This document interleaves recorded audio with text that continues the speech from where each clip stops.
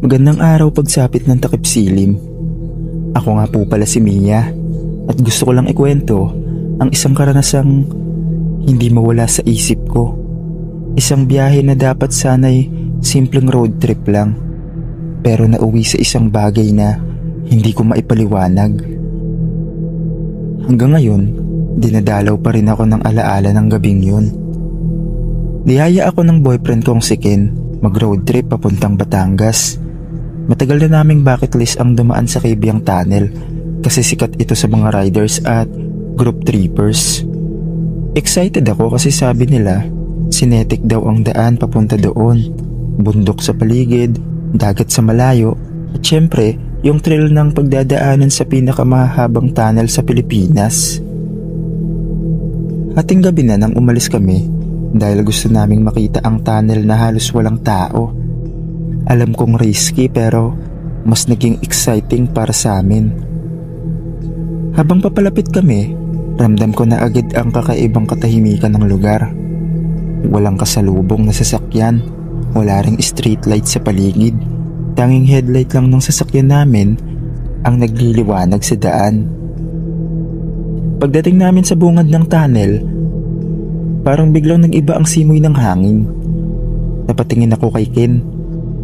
Ngumiti lang siya at sinabing, "Relax love, adventure lang to."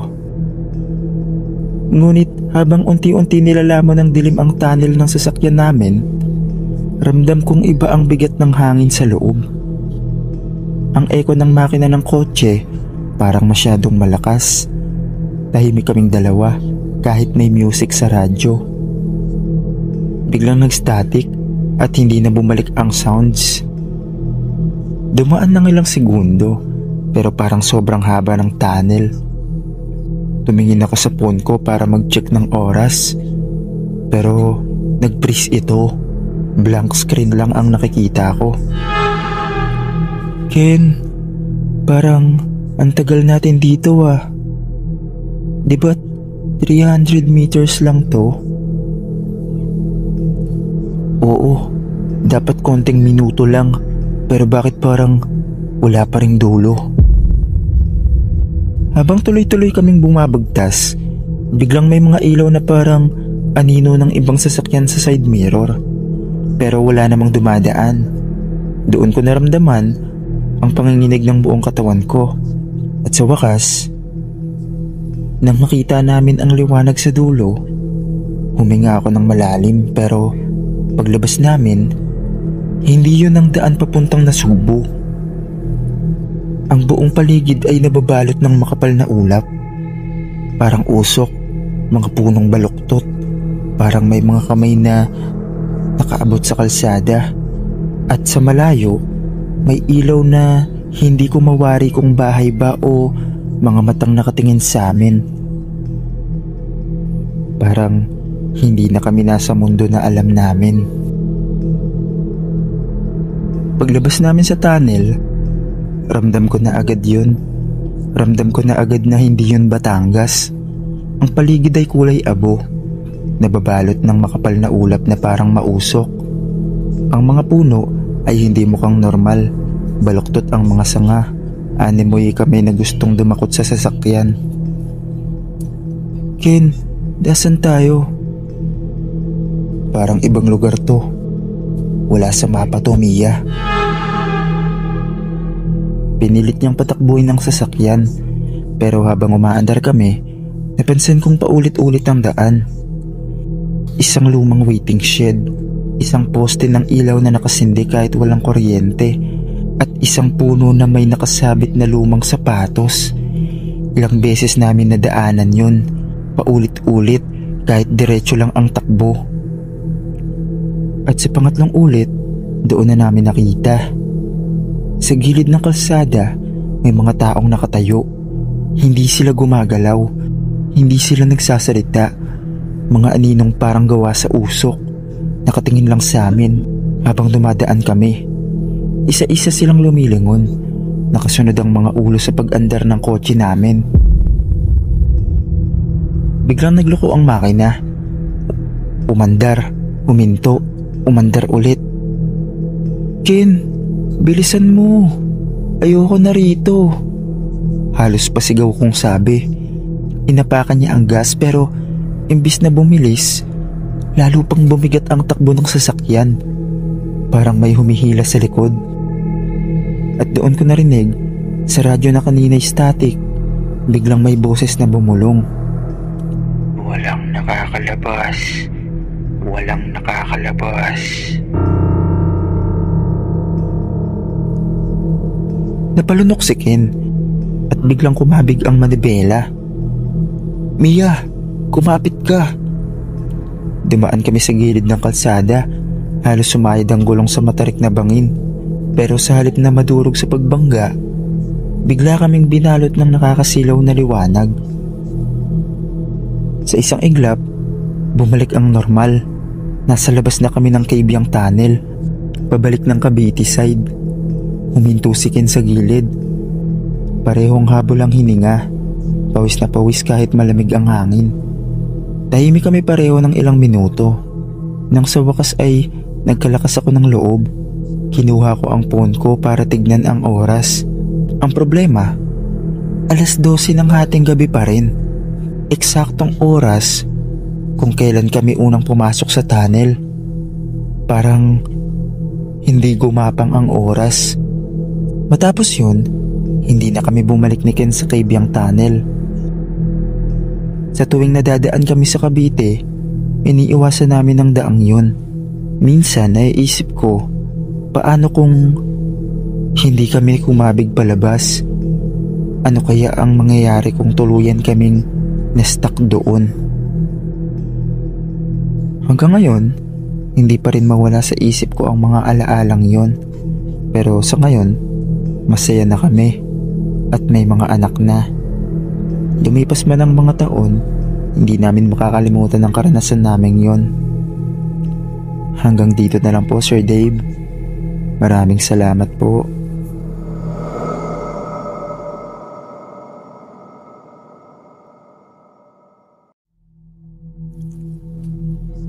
Ako nga pala si Eugene, tubong Ternate, Cavite.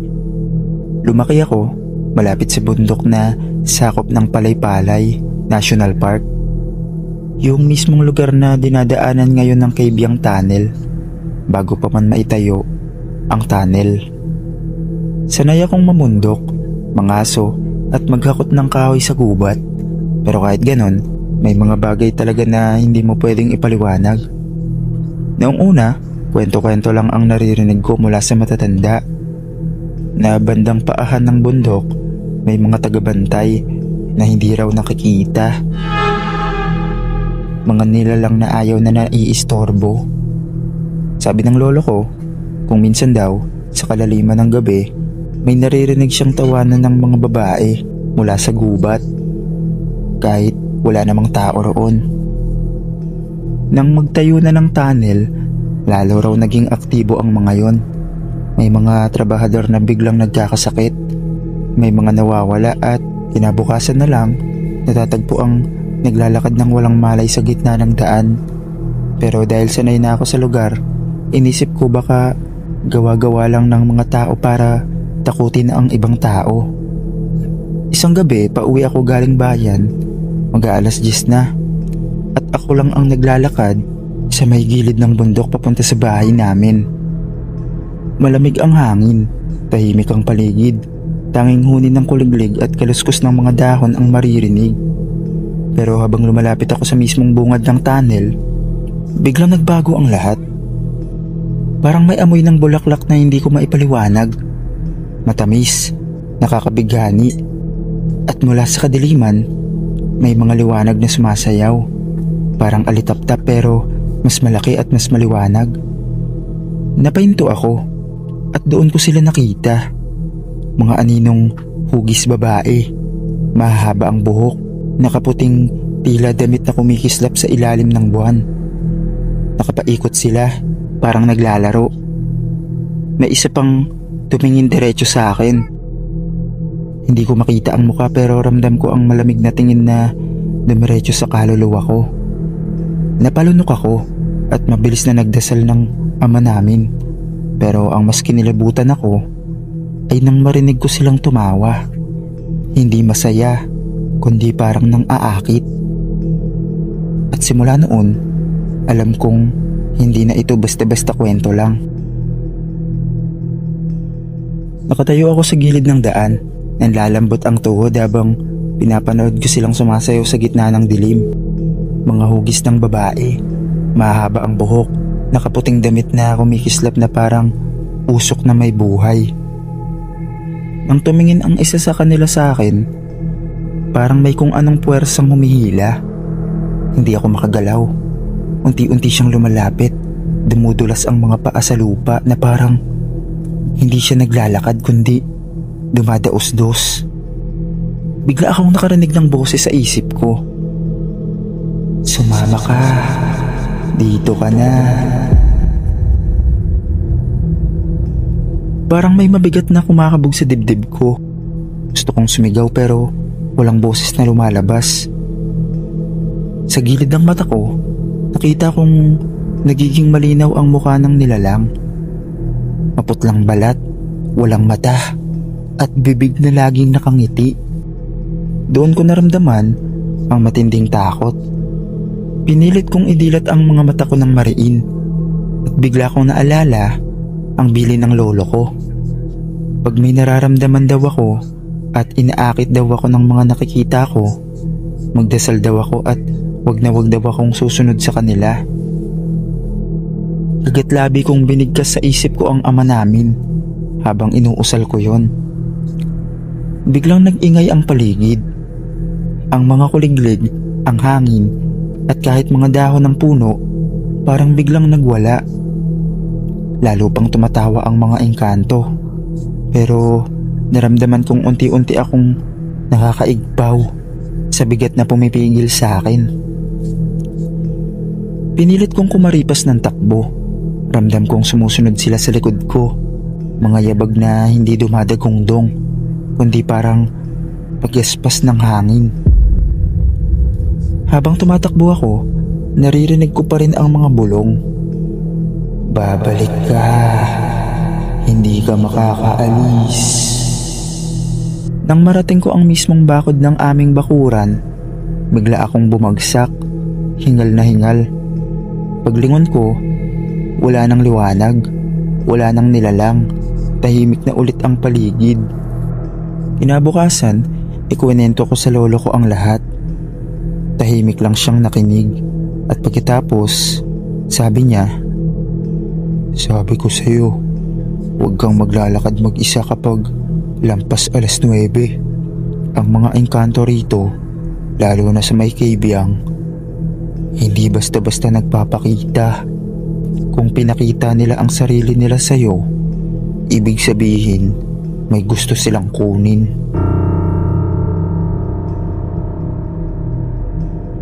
Simula noon, hindi na ako dumadaan mag-isa sa daang yun. Kahit may sasakyan, iniiwasan ko pa rin ang oras ng gabi. Ang dating lugar na kinalakihan ko, naging takot na ang dulot sa akin. Sa ngayon, nandito ako sa Maynila, nagtatrabaho. Medyo okay naman ako rito at palagi ako nakikinig sa mga kwento mo, Sir Dave. Hanggang dito na lang po, Sir Dave. Maraming salamat po.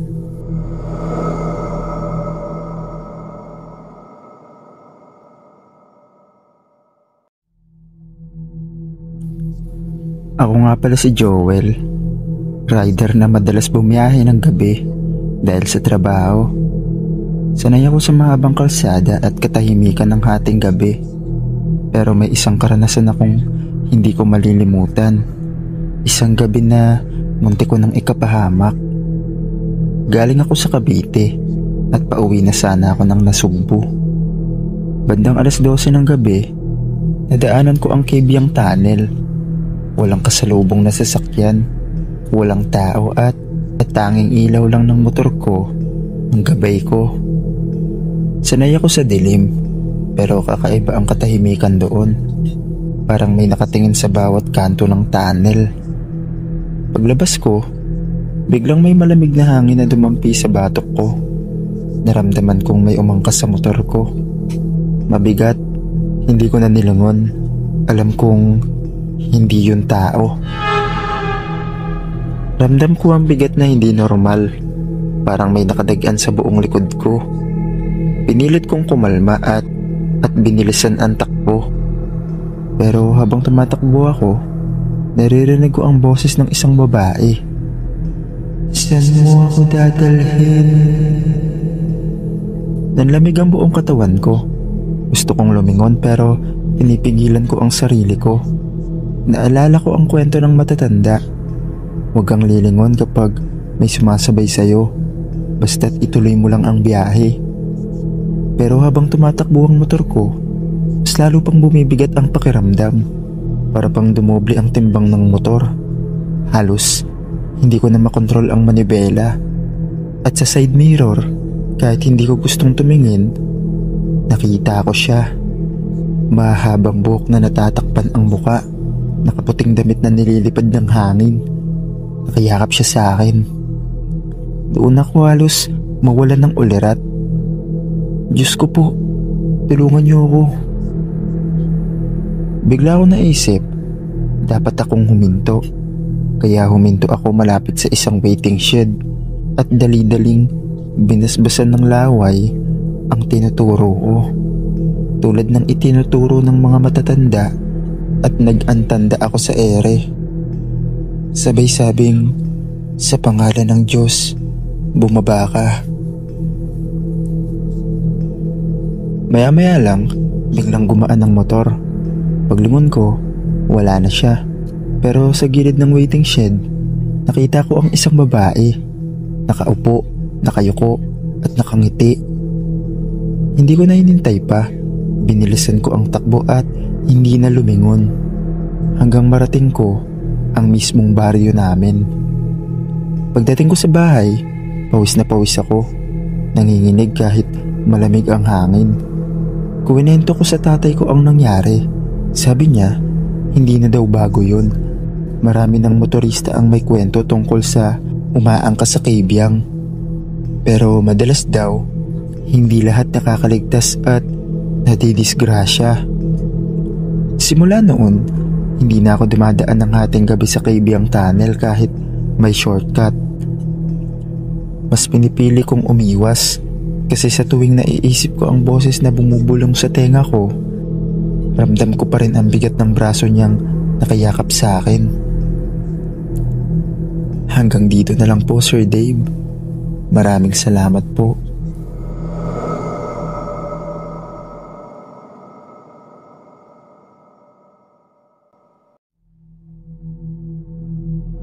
Ako si Sheena, 26, taga Manila. May 3 taon na akong boyfriend na foreigner, si Daniel, isang photographer mula sa Canada. Magkaiba kami ng mundo. Ako, sanay sa masikip na EDSA at amoy ng karinderya sa kanto. Siya naman, sanay sa snow. Pero nagkakasundo kami sa isa. Gusto namin mag-explore ng mga lugar na wala masyadong tao. Noong Marso, taong 2017, naisip naming magbakasyon sa Samal Island. Sabi ni Daniel, gusto niyang makita ang untouched side ng isla. Hindi yung puro resort. Sa isip ko, romantic yon. Kami lang sa tabing dagat, walang istorbo. Pagdating namin, sinalubong kami ng mainit na hangin at amoy alat. Nagrenta kami ng isang maliit na bangka mula sa isang lokal na nagngangalang Kanaryo. May lugar doon, tahimik, hindi pinupuntahan ng turista. Sabi niya. Habang papalayo kami sa crowded beach, lumampas kami sa matataas na batong parang nagsisilbing gate sa dagat. Pagpasok namin, biglang bumaba ang liwanag kahit hapon pa lang. Masyado ng tahimik, kahit alon, parang ayaw bumangga sa pangpang. Creepy pero maganda, bulong ni Daniel habang kinukunan ng litrato ang paligid. Medyo marunong na po kasi si Daniel ng konting Tagalog dahil tinuturuan ko po siya. Nang makarating kami sa maliit na dalampasigan, may ilang kubo na tila iniwan ng matagal.